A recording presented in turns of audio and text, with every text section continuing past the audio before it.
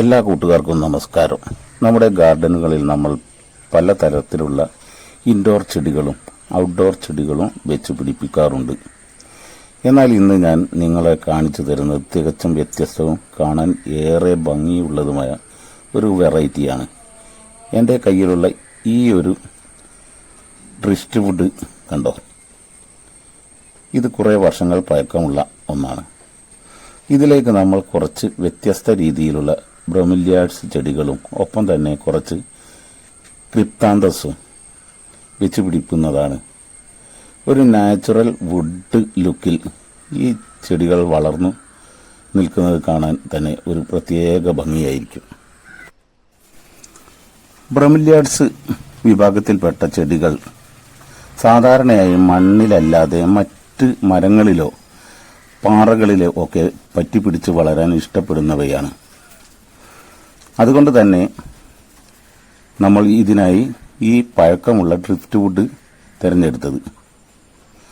ഇതിൻ്റെ ഇലകളുടെ ഘടനയും നിറവും ഈ മരക്കഷ്ണവുമായി ഭയങ്കരമായി മാച്ച് ആകുന്നതാണ്. ഇതിൻ്റെ കൂടെ വെച്ചിരിക്കുന്ന ക്രിപ്താന്തസ് ചെടികളും ഇതിന് കൂടുതൽ ഭംഗി നൽകുന്നു.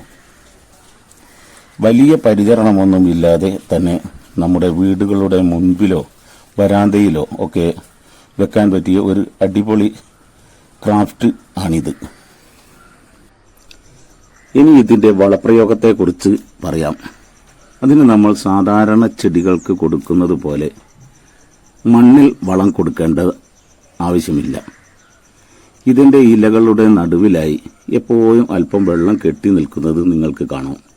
ഈ ഭാഗത്താണ് നമ്മൾ വളം നൽകേണ്ടത്.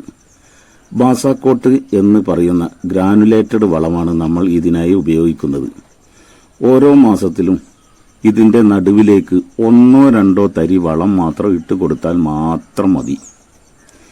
ഇത് പതുക്കെ അലിഞ്ഞ് ചെടിക്ക് ആവശ്യമായ പോഷകങ്ങൾ നൽകിക്കോളും.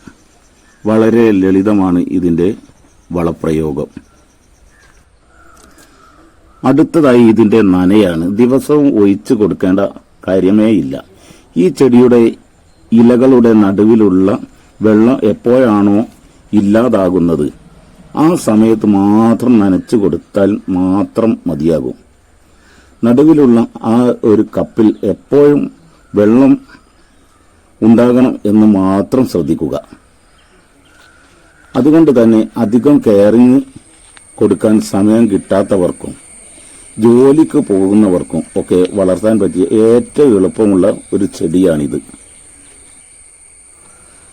കാണാൻ നല്ല ലക്ഷറി ലുക്കും എന്നാൽ പരിചരണം ഇത്രയും എളുപ്പവുമായ ഈ ഒരു ഡ്രിഫ്റ്റ് വുഡ് പ്ലാന്റിംഗ് നിങ്ങൾക്ക് ഇഷ്ടപ്പെട്ടു എന്ന് വിചാരിക്കുന്നു.